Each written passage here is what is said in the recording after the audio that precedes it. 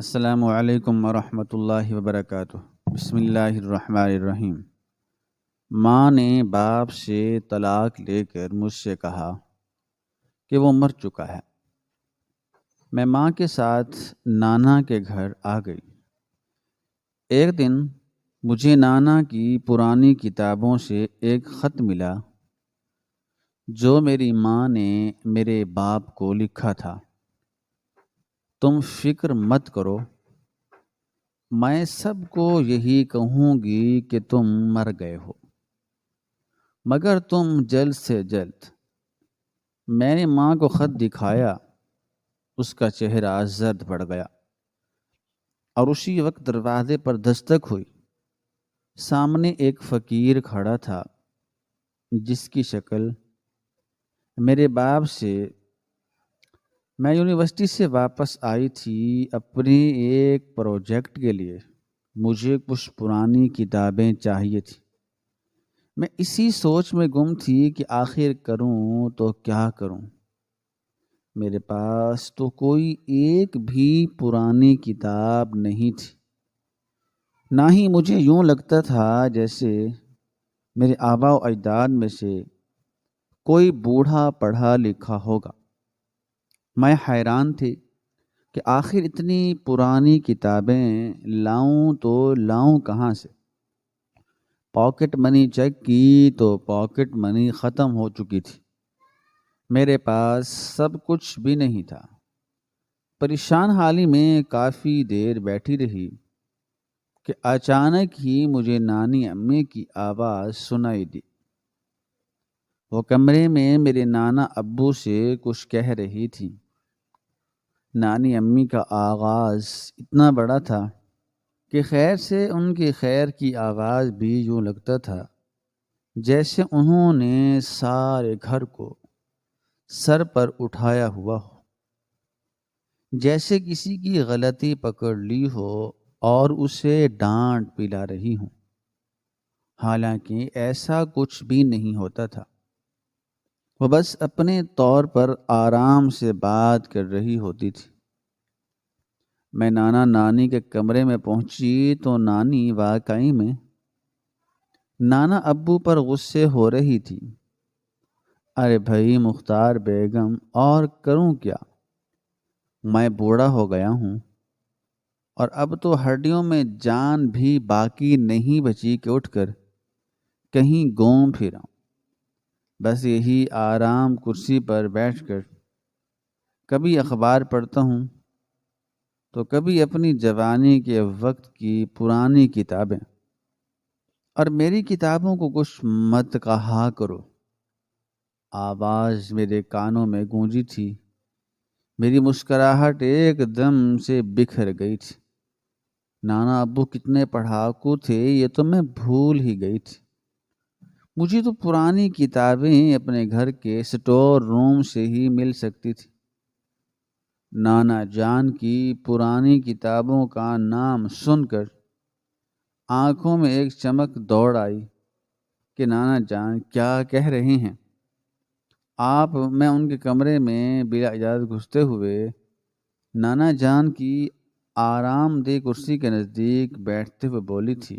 نانا جان نے ایک شفیق سی مسکراہٹ میرے سراپے پر ڈالی اور پھر کہنے لگے، ارے بیٹا تمہاری نانی کو میری کتابوں سے الرجی ہو رہی ہے۔ اب بھلا بتاؤ، تو میں نے اپنی ساری کتابیں اپنے کمرے میں رکھی ہوئی ہیں، وہاں جا کر کبھی کبھی پڑھتا ہوں اور یہاں بھی اٹھا لاتا ہوں۔ ابھی رات کو 2 کتابیں لایا تھا۔ ابھی دیکھو تمہاری نانی انہی 2 کتابوں پر ہی ہنگامہ کھڑا کر رہی ہے۔ اب اسے سمجھاؤ کہ یہ کتابیں میری زندگی کا سرمایہ ہیں۔ انہوں نے ہی تو مجھے زندگی میں آگے بڑھنے کی ہمت دی ہے۔ نانا جان مسکراتے ہوئے کہہ رہے تھے۔ میری آنکھوں کی چمک مزید بڑھ چکی تھی۔ نانا جان مجھے بھی پرانی کتابیں چاہیے تھیں۔ اصل میں یونیورسٹی میں مجھے ایک پروجیکٹ پر کام کرنا ہے اور اس پروجیکٹ پر مجھے عربی دنیا کی مختلف پرانی کتابوں کی ضرورت تھی۔ مجھے تو خیال ہی نہیں آیا کہ آپ کے پاس بھی ہوں گی ایسی کوئی کتابیں۔ میں نے مسکراتے ہوئے کہا تو نانا جان کی آنکھوں میں ایک دم سے چمک ابھری تھی۔ بیٹا، میری ٹانگوں میں اب اتنی طاقت نہیں ہے کہ میں خود جا کر تمہیں وہ سب کچھ دکھاؤں، بلکہ تم ایسا کرو، یہاں سے جو الٹے ہاتھ پر کمرہ ہے یہ لو اس کی چابی۔ اس میں نے اپنی تمام کتابیں رکھی ہوئی ہیں، جب کبھی میرا دل چاہتا ہے تو میں جا کر پڑھ لیتا ہوں۔ انہی میں سے تمہیں کچھ نہ کچھ تمہارے مطابق مل جائے گا۔ جاؤ میرا بیٹا۔ نانا جان نے فوراً ہی وہ چابی میرے حوالے کر دی اور مجھے یوں لگا جیسے قارون کا خزانہ میرے ہاتھ آ گیا ہو۔ میں بھاگتی ہوئی اس کمرے کی جانب جانے ہی لگی تھی کہ کچن میں کام کرتی ہوئی امی نے مجھے اپنی جانب بلایا تھا، اور میں نے انہیں یہ کہہ کر انکار کر دیا تھا کہ مجھے ابھی وقت نہیں ہے، جو بھی کرنا ہے آپ خود کرنے، لیکن ابھی تو مجھے اپنے پروجیکٹ کے لیے کچھ کتابیں تلاش کرنی ہیں۔ معلوم نہیں امی مجھے آواز دے کر کیا کہنا چاہتی ہیں، لیکن میں بس اپنی ہی دھن میں اسی کمرے کی طرف بھاگی چلی گئی تھی۔ تالا کھولنے کے بعد مجھے احساس ہوا کہ یہ کمرہ بہت ہی صاف ستھرا تھا، جہاں پر میز پر بھی ڈھیر ساری کتابیں اور الماری میں بھی، حتیٰ کہ یہاں پر جو چیزیں موجود تھیں اس پر کتابیں ہی کتابیں موجود تھیں۔ یوں لگتا تھا جیسے نانا نے اپنی جوانی میں بس کتابوں کے ساتھ ہی زندگی گزاری ہو۔ میری آنکھوں کی چمک مزید بڑھتی چلی جا رہی تھی۔ کتابیں بہت سلیقے سے رکھی ہوئی تھیں۔ میں ایک ایک کتاب اٹھا کر دیکھ رہی تھی کہ اچانک ہی میری نظر لاکر میں پڑی ہوئی کتابوں پر پڑی، جو شیشے کے اس پار صاف صاف دکھائی دے رہی تھی۔ یہ موٹی موٹی کتابیں تھیں اور کچھ ڈائجسٹ وغیرہ تھے۔ میں نے جلدی سے اس کی طرف بڑھتے ہوئے اس چابیوں کے گچھے میں سے ایک چابی باہر نکالی اور پھر ایک چابی اس میں لگاتے ہوئے ایک کلک کی آواز سے لاک کھل گیا۔ اچانک ہی یہ کتاب باہر گری تھی۔ نہ جانے کیوں لاکر کا دروازہ کھولتے ہی ایک کتاب نیچے گری۔ میں نے اپنے پاؤں کو بچانے کے لیے اپنا پاؤں سائڈ پر کیا اور پھر اگلے ہی پل وہ کتاب عین میرے پاؤں کی جگہ پہ جا گری تھی۔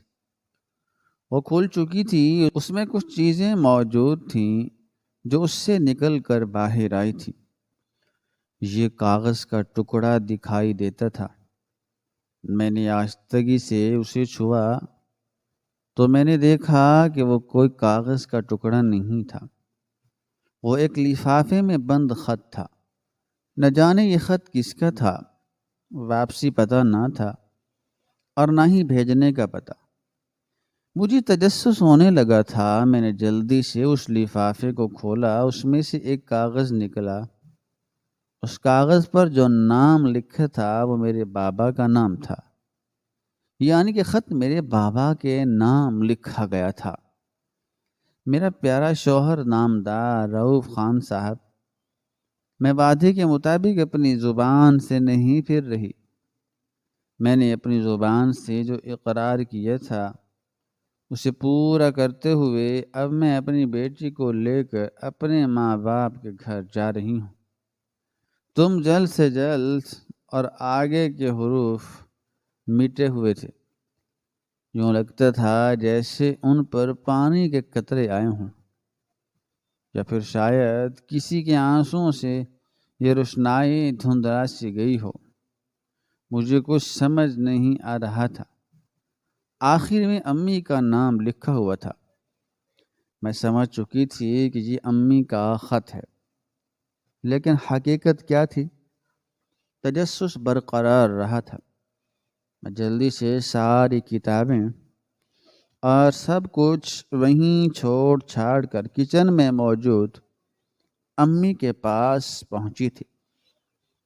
امی کچن سے فارغ ہوتی ہی ڈرائنگ روم کی طرف بڑھ رہی تھی، اور میں جلدی سے امی کی جانب بڑھی۔ امی، یہ کیا ہے؟ آپ نے مجھے کبھی بتایا کیوں نہیں؟ کیا بابا کو خط بھی لکھتی رہیں؟ خیر، اب یہ بتائیں کہ اس میں کیا ذکر ہے؟ یہ کون سا خط ہے اور کب کی بات ہے؟ میں حیرت سے امی کو دیکھ رہی تھی، لیکن اس خط کو دیکھتے ہی امی کا چہرہ زرد پڑنے لگا تھا۔ اس سے پہلے کہ میں کچھ پوچھتی، امی نے وہ خط میرے ہاتھ سے لے لیا اور چپکے سے اس خط کو ایک بار پھر لفافے میں بند کر لفافے میں ڈال دیا۔ میں کچھ پوچھ نہیں سکی تھی کہ دروازے پر بیل بجی۔ نانا ابو تو جا نہیں سکتے تھے، نانی امی کوئی کام کر رہی تھی۔ یوں لگتا تھا جیسے امی کے پیروں تلے سے زمین نکل گئی ہو۔ میں نے کچھ دیر کھڑے ہو کر اس بارے میں سوچا، لیکن پھر جلدی سے دروازے کی جانب بڑھ گئی تھی۔ دروازے کی گھنٹی مسلسل بج رہی تھی۔ میں جلدی سے ڈرائنگ روم سے نکلتی ہوئی راہداری عبور کرتی حویلی کے گیٹ تک پہنچی تھی، اور جو ہی میں نے گیٹ کھولا، سامنے کھڑے شخص کو دیکھ کر میرے پیروں تلے کی زمین نکل گئی تھی۔ مجھے سمجھ نہیں آ رہا تھا کہ میں خوشی سے جھوم اٹھوں، حیرت کا اظہار کروں یا رو لوں۔ کچھ سمجھ نہیں آ رہا تھا۔ ہمارا خاندان خوشحال خاندان کے طور پر جانا جاتا تھا۔ میرے بابا ایک اچھی فرم میں کام کرتے تھے۔ مجھے اب یہ صحیح سے یاد نہیں کہ اس وقت بابا کس فیلڈ میں تھے، لیکن ہمارا گھر آسائشوں سے بھرا ہوا تھا۔ ہمارے گھر میں نوکر چاکر کام کرتے تھے۔ اس وقت میری عمر کوئی 10 سال ہوگی۔ 10 سال کی عمر میں اپنے والدین کے ساتھ ایک بہت ہی عالی شان گھر میں رہتی تھی۔ نانو کے گھر آتی۔ نانو کا گھر بہت چھوٹا تھا، لیکن یہاں پر اکثر رونق لگی رہتی تھی۔ نانا نانو امی کے ساتھ مسکرا کر باتیں کرتے، خاص طور پر یہ تب جب میں امی کے ساتھ یہاں آئی ہوتی۔ اس گھر میں رونق مزید بڑھ جاتی۔ نہ جانے اس گھر میں موجود ان 2 بزرگ افراد کا اثر کیا تھا، لیکن اس گھر کی فضا میں ایک سکون تھا جو اپنے گھر کی ڈھیر ساری آسائشات کے باوجود بھی نہیں ملا کرتا تھا۔ خیر، یوں ہی دن گزر رہے تھے کہ اچانک ہی ایک روز امی مجھے لے کر نانی کے گھر آ گئی تھی، اور پھر اس کے بعد ہم دوبارہ اپنے گھر نہیں گئے۔ میں نے کئی بار امی سے کہنے کی کوشش کی کہ ہم دونوں اپنے گھر چلے جاتے ہیں۔ میں اپنے گھر کو بہت یاد کر رہی ہوں، اپنے گھر کو بہت مس کر رہی ہوں، بابا کو بہت یاد کر رہی ہوں۔ لیکن امی نے مجھے کہا کہ تمہارے بابا ابھی کچھ دن کے لیے ملک سے باہر گئے ہیں، اس لیے ہم یہاں رہنے کے لیے آئے ہیں۔ پھر کچھ دن بعد امی مجھے چھوڑ کر چلی گئیں، اور جب واپس آئیں تو رو رہی تھی۔ میں حیرت میں مبتلا تھی۔ آخر 2 دن امی کہاں رہ گئی تھیں؟ اپنے گھر میں گئی تھیں تو مجھے ساتھ کیوں نہیں لے کر گئی تھی؟ اور بابا نے مجھ سے بات کیوں نہیں کی تھی؟ ڈھیر سارے سوالات میرے دماغ میں تھے۔ میں اپنی معصوم ذہن کے مطابق، اپنے بھولے بھالے سوچ کے مطابق یہ سب سوالات سوچتی رہتی۔ امی آئیں تو ان کو روتا دیکھ کر میں حیران رہ گئی، اور پھر جب میں ان کے پاس پہنچی تو امی نے مجھے سینے سے لگا لیا اور کہنے لگیں، بیٹا تمہارے بابا اب اس دنیا میں نہیں رہے، ہمارا گھر اب میں نے بند کر دیا ہے، اب سے تم اور میں ہم دونوں تمہارے نانا نانی کے گھر رہیں گے۔ اس کے ساتھ ہی آج کے بعد تم اپنے گھر کا نام نہیں لوگے۔ میں حیران تھی، لیکن کیا کرتی؟ امی کی خواہش تھی اس لیے خاموش ہو گئی تھی، لیکن بابا کے چلے جانے کے بعد میں بہت ٹوٹ سی گئی تھی۔ اکثر اپنے کمرے میں بند ہو کر بہت روتی رہتی تھی۔ میں نے سکول جانا بند کر دیا تھا۔ میرا کسی سے بات کرنے کا دل نہیں کرتا تھا۔ امی ابو سب مجھے یہی کہا کرتی تھی کہ بیٹا اب تم اپنی زندگی شروع کرو اور پڑھنے کے لیے جاؤ، لیکن میں کہتی تھی مجھے بس بابا ہی چاہیے۔ جب بھی میں بابا کی بات کرتی تو امی رونے لگ جاتی، اور میں امی کو روتے ہوئے نہیں دیکھ سکتی تھی، اس لیے خاموش ہو جاتی۔ کچھ دنوں بعد نانا ابو میرے پاس آئے اور مجھے کہنے لگے، بیٹا اس طریقے سے تو نہیں جیتے نا۔ ٹھیک ہے تمہارے بابا اس دنیا سے چلے گئے ہیں، اس دنیا میں ہزاروں اور کروڑوں کی تعداد میں ایسے بچے ہیں جن کے والدین نہیں ہیں۔ تمہارے تو صرف بابا گئے ہیں، لیکن ان کی جگہ پر میں موجود ہوں۔ بیٹا تمہاری ہر خواہش پوری کروں گا، پھر تمہیں کس چیز کی کیا ضرورت ہے؟ تم اپنی زندگی سٹارٹ کرو اور اپنی زندگی فل طریقے سے جیو۔ میں تمہارا داخلہ یہیں قریب والے سکول میں ہی کروا رہا ہوں، تم کل سے اپنی پڑھائی کے لیے چلی جانا۔ میں نے نانا کی بات سمجھ لی تھی، آخر کو مجھے پڑھ لکھ کر کچھ بڑا تو کرنا ہی تھا۔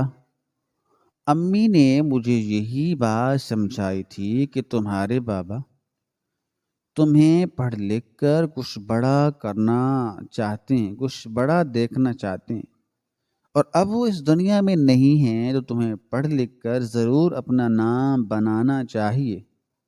صبح سے میرا سکول چینج ہو چکا تھا اور اب میں ایک بار پھر سے اپنے سکول جانے لگی تھی۔ آہستہ آہستہ میں اپنی زندگی کی طرف واپس لوٹنے لگی تھی۔ اس کے بعد ہم نے دوبارہ کبھی اپنے اس بڑے سے گھر کی جانب رخ نہیں کیا۔ امی نے کہا تھا کہ کبھی کبھی جب دل کرے گا تو جا کر دیکھ آئیں گے، لیکن اس کے بعد مجال ہے کہ اس گھر کی چابیاں ہمیں کہیں دکھائی دیتی۔ پہلے میں امی کے ساتھ ان کے کمرے میں ہی رہتی تھی، لیکن جب انہیں کچھ سال گزرے میرا کمرہ علیحدہ کر دیا گیا تھا، کیونکہ نانا ابو کو میرا امی کے ساتھ سونا پسند نہیں تھا۔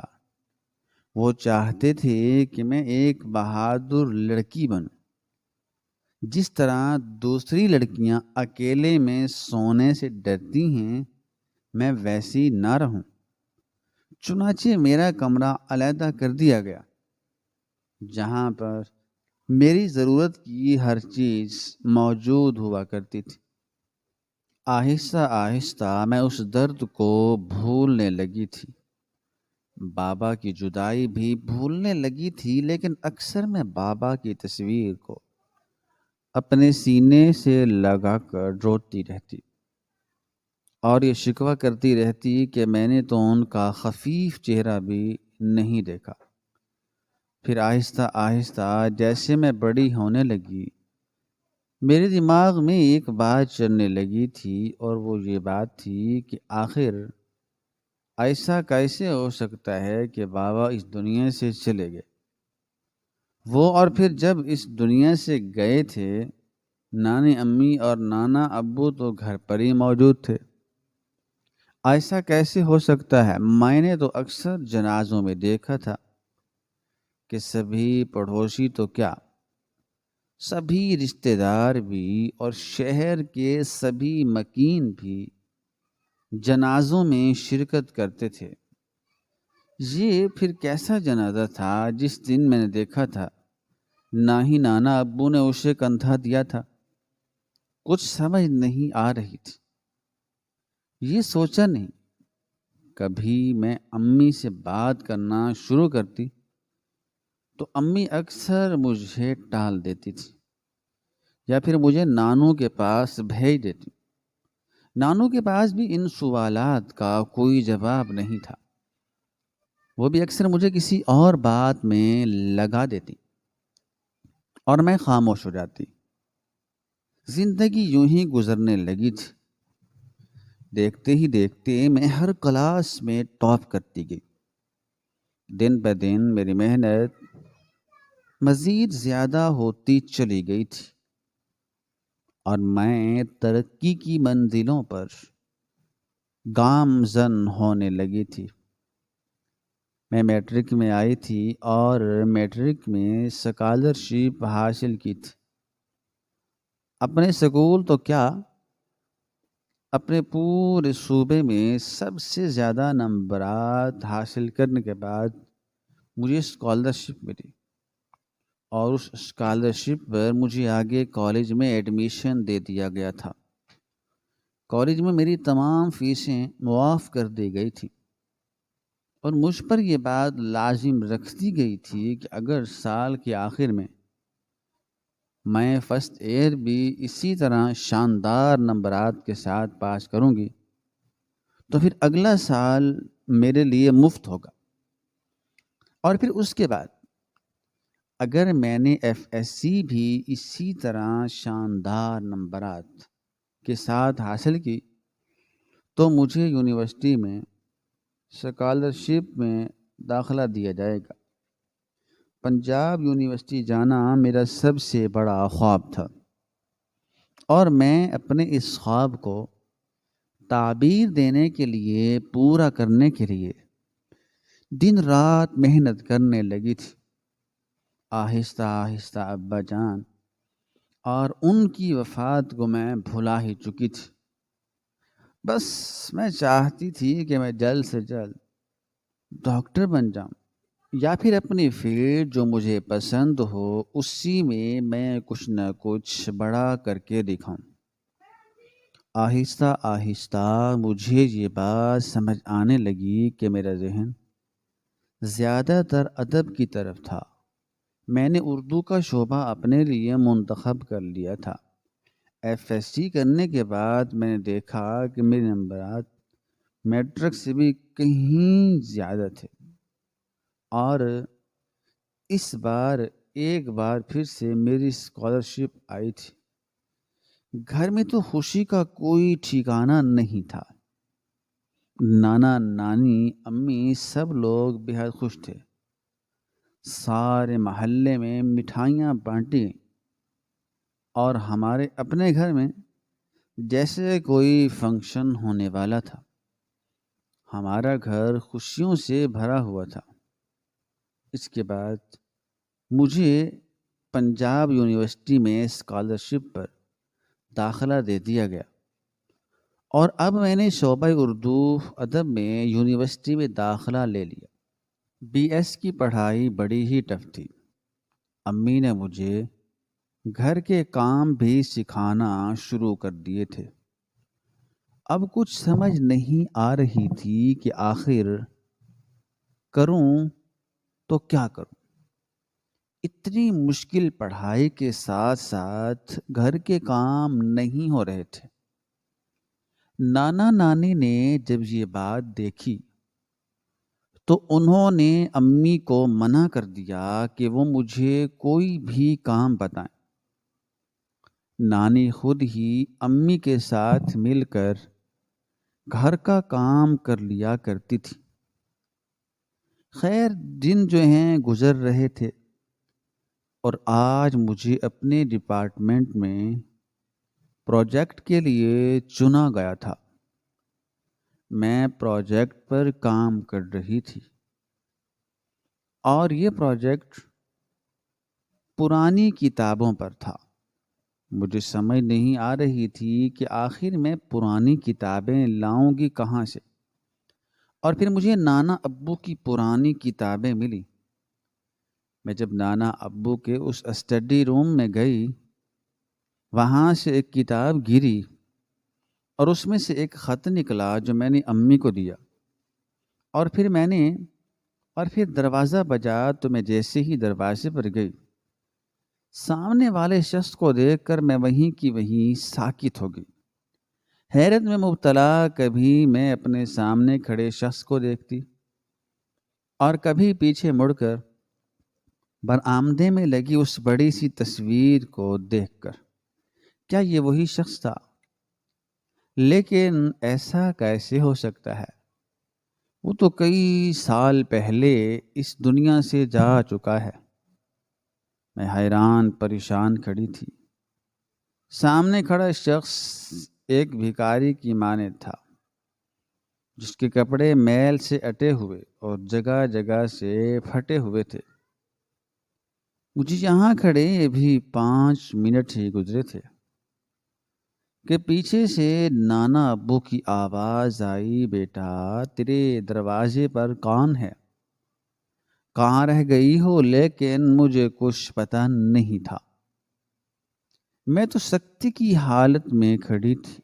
کافی دیر یوں ہی گزری تو امی جان میرے پیچھے آئیں، اور جیسے ہی انہوں نے مجھے دروازے سے ہٹنے کے لیے کہا اور سامنے دیکھا تو ان کی آنکھیں بھی پھٹی کی پھٹی رہ گئیں، کیونکہ سامنے کوئی اور نہیں بلکہ وہی شخص تھا جسے برسوں سے میں مرا ہوا سمجھ رہی تھی، اور نانا نانی نہ جانے کیا سمجھ رہے تھے، اور امی بھی نہ جانے ہم سے کیا چھپائے ہوئی تھی۔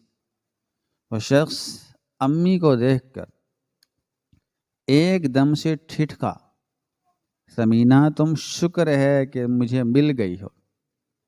اور پھر دیکھتے ہی دیکھتے امی کی آنکھوں میں آنسو آنے لگے تھے۔ امی بھاگتی ہوئی اس شخص کے پاس گئی تھی اور اس کے ہاتھ سے پکڑ کر گھر تک لے آئیں۔ تم کہاں چلے گئے تھے رؤف؟ تم ٹھیک تو ہو؟ میں تمہارا کتنا انتظار کیا، ہر دن رات تمہاری سلامتی کی دعائیں مانگی۔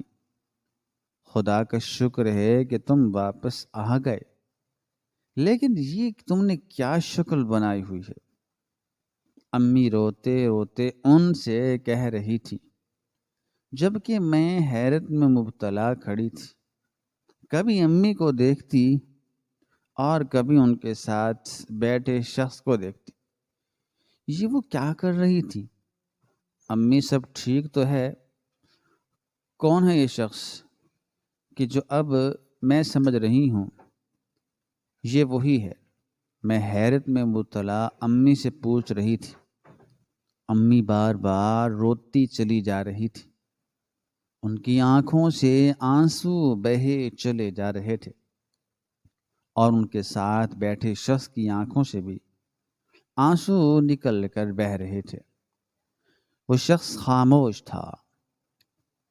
نانا ابو آہستگی سے باہر آئے، ان کے پیچھے نانی امی بھی آ گئیں، اور وہ دونوں بھی اس شخص کو دیکھ کر سکتے میں آ گئے تھے، جو شخص کو اور نہیں بلکہ میرا باپ تھا، جس کی بڑی ہوئی داڑھی اور بڑے ہوئے مٹی سے اٹے ہوئے بال اور مٹی سے اٹے موٹے کپڑے اس بات کا ثبوت دے رہے تھے کہ یہ شخص بھیکاری ہے، لیکن اس کی آنکھیں، اس کی ناک اور اس کے ہونٹ سب ہی اس طرف اشارہ کر رہے تھے کہ یہ وہی شخص ہے جو نہ جانے کتنے سال پہلے کھو چکا تھا۔ میں حیران ہو رہی تھی۔ امی، آپ کچھ بتا کیوں نہیں رہے؟ میں نے ایک جھٹکے سے پوچھا تو امی کہنے لگیں، بیٹا تمہارے باپ ہیں، یہ تمہارے باپ رؤوف خان ہیں۔ اور میں نے حیرت سے اس شخص کی جانب دیکھا۔ وہ شخص جھکی ہوئی نظریں لیے میرے سامنے جھکا سا کیے بیٹھا تھا۔ لیکن امی، آپ نے تو کہا تھا کہ وہ تو اس دنیا سے جا چکے ہیں، پھر یہ ایک دم سے کیسے آ گئے؟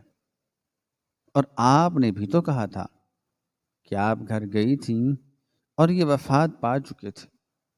دوسری طرف نانا ابو بولے، بیٹا تم نے کہا تھا کہ تم اس شخص سے طلاق لے کر آئی ہو، لیکن اب یہ شخص ایک بار پھر سے ہماری دہلیز پر، یہ سب کچھ کیا ہو رہا ہے؟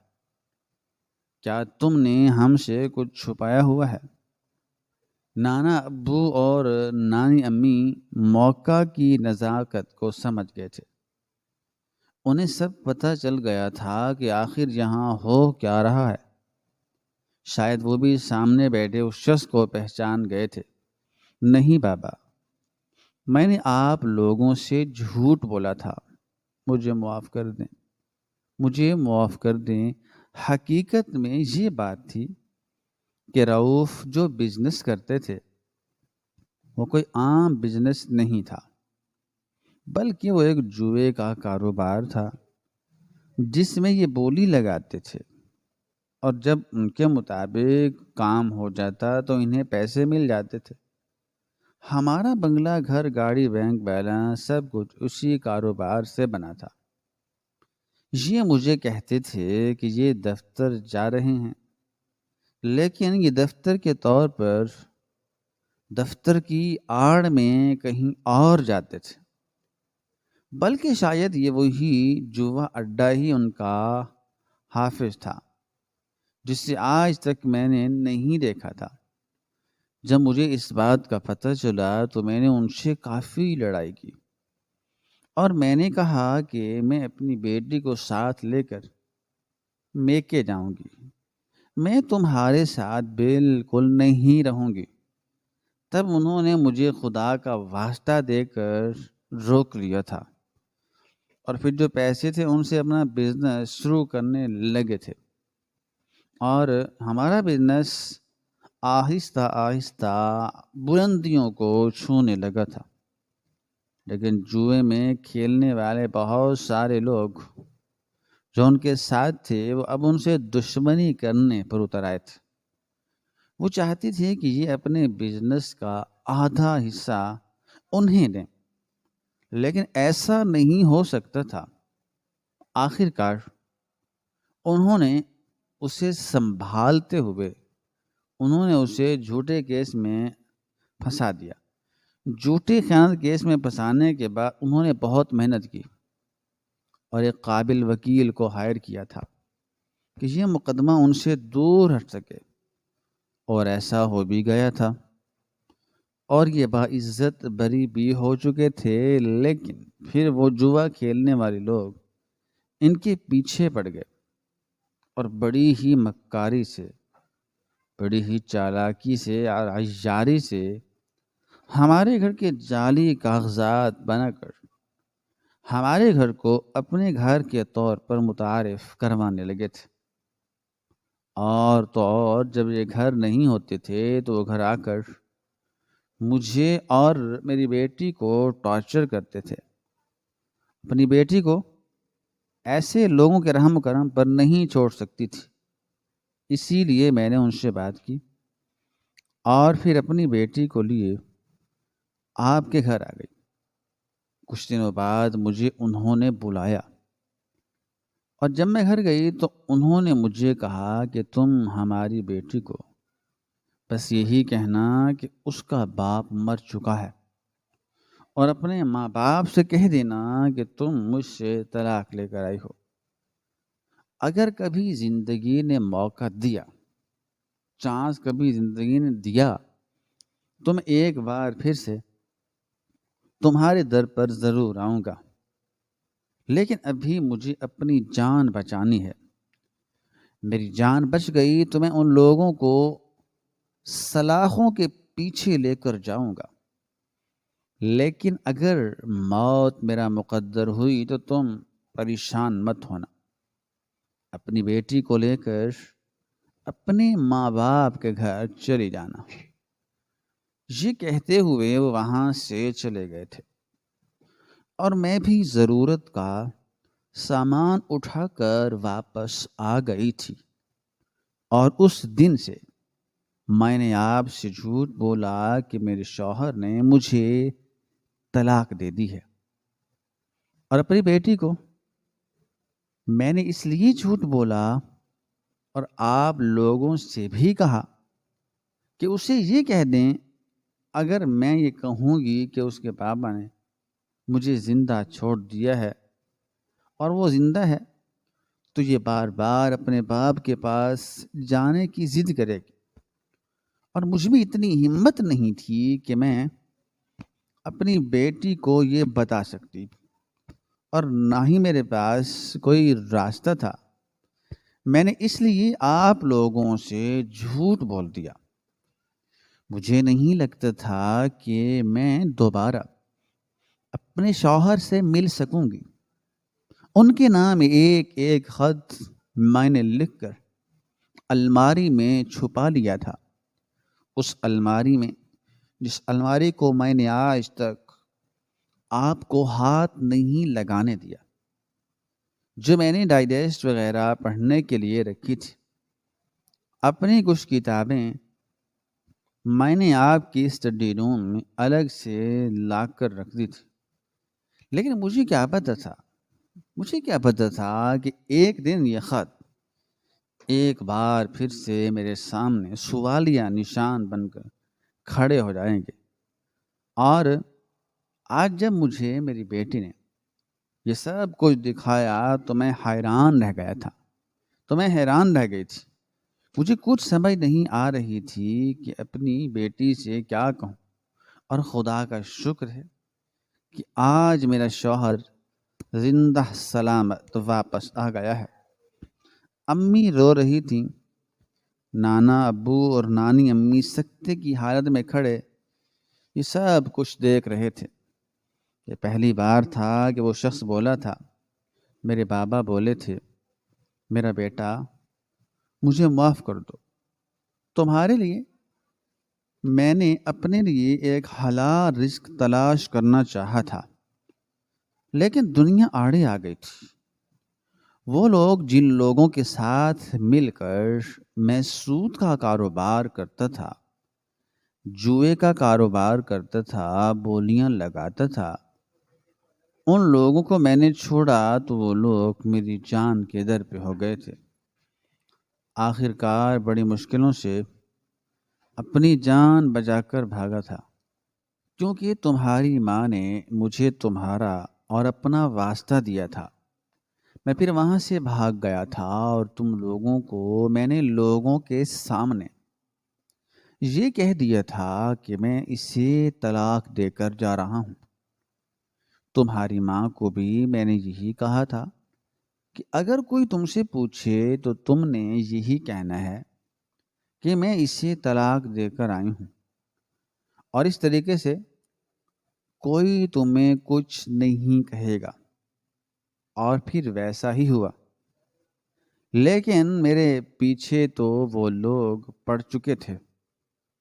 میں خود کو بہت مشکل سے بچا پایا تھا، در در کی ٹھوکریں کھانے پر مجبور ہو گیا تھا، لیکن خدا کا شکر ہے کہ آج میں ان لوگوں کو پھانسی کے پھندے تک لٹکا کر آیا ہوں۔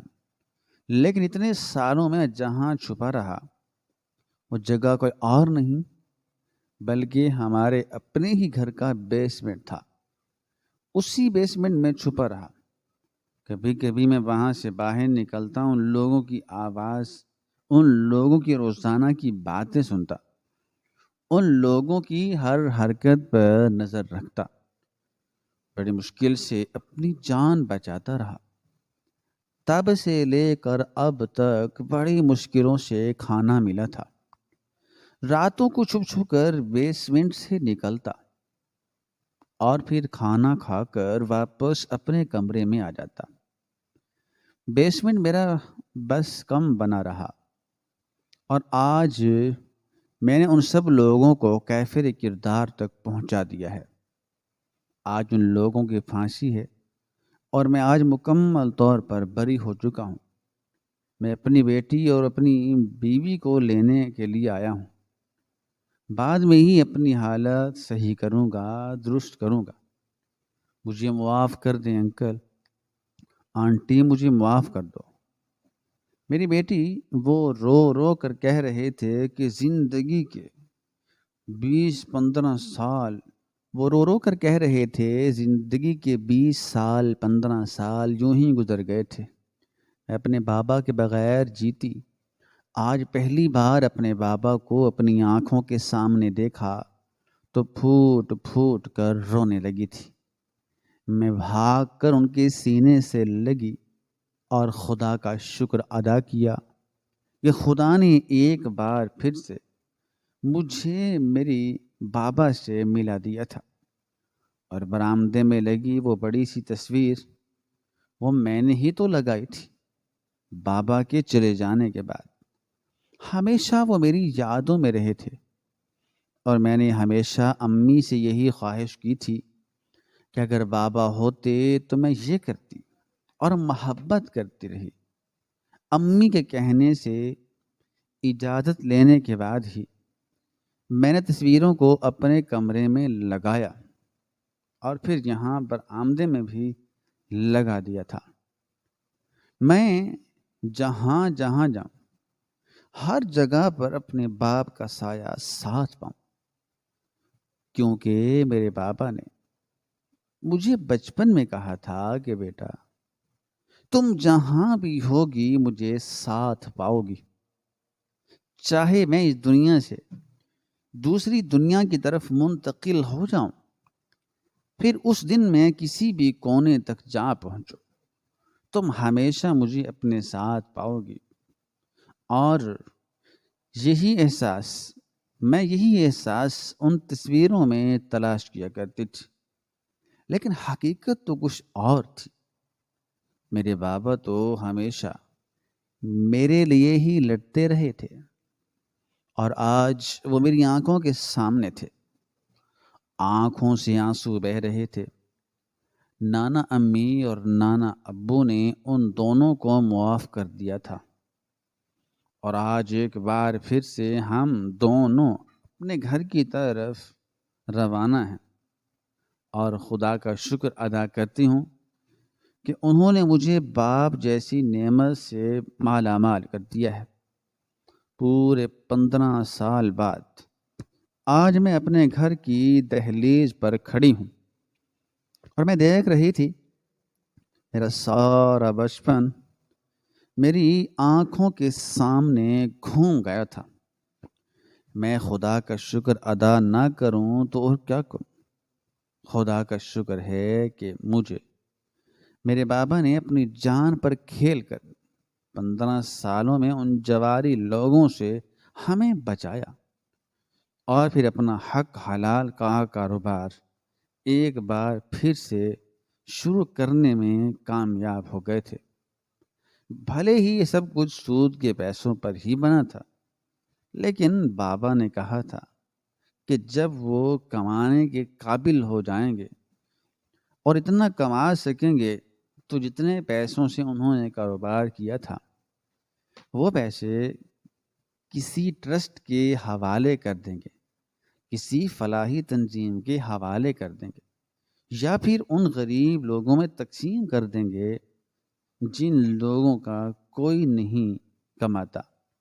جن کی زندگی دن رات بھوک میں گزرتی ہے، اور میں خدا کا شکر ادا کرتی ہوں کہ میرے بابا غلط راستے سے ٹھیک راستے پر چل پڑے، اور اس سیدھے راستے پر چلنے کے بعد انہوں نے بڑی مشکلیں سہیں، اور مشکلوں کے بعد آج آخر کار انہوں نے فتح حاصل کر لی تھی۔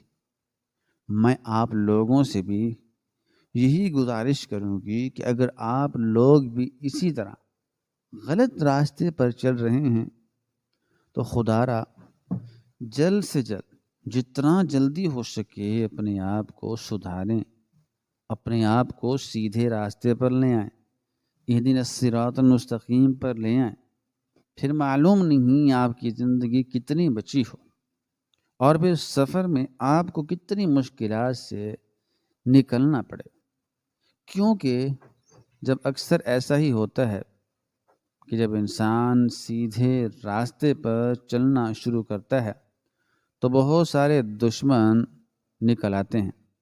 پھر ہمارے پاس وقت بھی ہونا چاہیے، ہمارے پاس طاقت بھی ہونی چاہیے تاکہ ہم اپنے دشمنوں سے نمٹ سکیں۔